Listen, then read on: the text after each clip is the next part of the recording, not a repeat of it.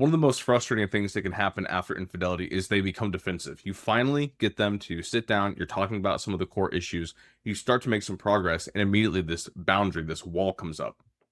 Maybe they tell you that you're asking the same questions over and over. Maybe they say that you're twisting their words, or you start to get into how you felt and how it affected you, and they just start explaining themselves, correcting small details, getting irritated with your tone, turning the conversation toward everything that you've done wrong. It really makes it difficult to know whether reconciliation is possible at all, because defensiveness creates four different problems all at the same time. First, it just minimizes your pain. You're explaining how this devastated you, and instead of saying, like, I understand or I hear you, they're saying, well, that's not exactly what happened. You're making it sound worse than it was. I already apologized. What else do you want me to say? Well, you weren't perfect either. Even if some of those points are technically true, that's not really the point of the conversation. The point is that you're trying to communicate pain and you want to know that they're being empathetic, that they understand, that they feel for you.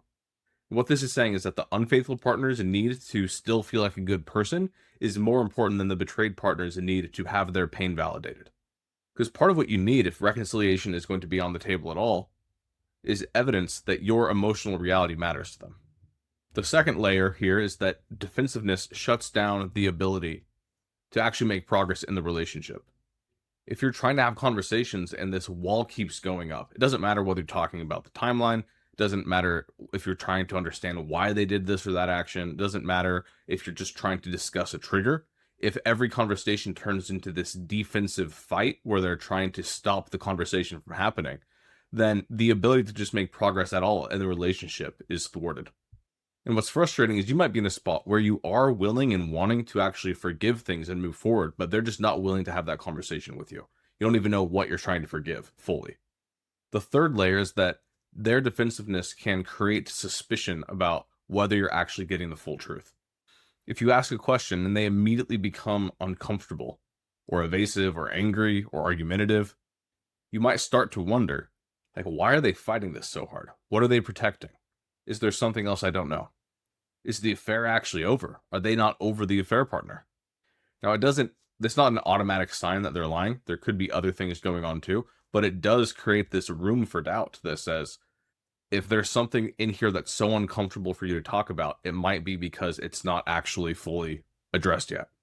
It's understandable to not like talking about it. It's not a fun conversation topic, but hiding from it makes it look like there's still something to hide. And then the fourth layer here is that defensiveness raises this bigger question about who they are as a person and whether they're capable of being a competent partner long term.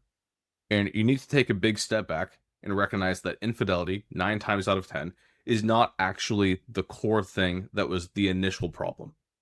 Infidelity is usually a choice after months and months of bad decision making that started with things like being discontent in the relationship, feeling alone, feeling scared, feeling burnt out, grief, parenting problems, like you name it. It could be any number of things that eventually gets them going down this route of seeking for connection elsewhere. And if you were to ask yourself, what is the one thing that would have been able to prevent this? All these different cases. The biggest thing would just be an ability to face hard things, have hard conversations, and fix problems. By becoming defensive, you are communicating that you are still not a problem solver. You're communicating that you still buckle under the weight of responsibility. I hate to break it to you, but even if you are able to move past this in your relationship, there might be times when you're unhappy again. There's going to be pressure in your life again. And it might be just ordinary, day-to-day, work stress, family stress type of stuff. It might be bigger things too.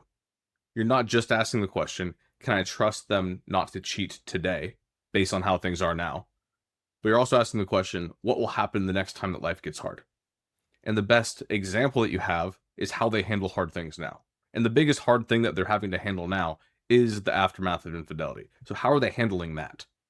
If it's more avoidance, more defensiveness, more secrecy, more blame, more escape, more shutting down, then that deeper problem of just not being grown up, not being able to tackle life's difficulties and uncertainties is still a frighteningly unaddressed problem in their life. You need to know that you're with someone who can tolerate shame without running from it, who can hear something painful and face something painful within themselves and outside of themselves without immediately going onto defense mode or escape mode. and really just the ability to handle problems when they're small. And so all of this, these four different layers are stacked together. The reason why defensiveness can trigger such a strong reaction from betrayed partners. It's not because it's just frustrating for that one conversation. It's connected to all these broader patterns of what you're really looking for to see whether or not someone is doing the real work to change after infidelity. And then I will offer the caveat though of what if someone has struggled with this for a long time? What if they've been avoidant, not just of people problems, but all problems for a long time? And what if you truly love them? And what if you truly think that they want to change, but they're not there yet? You can leave room in the relationship to say that I'm giving you the chance to grow, but you're also able to have that be an explicit requirement in your mind. And having that requirement can give you a little bit of peace of mind as well that you know what you're looking for.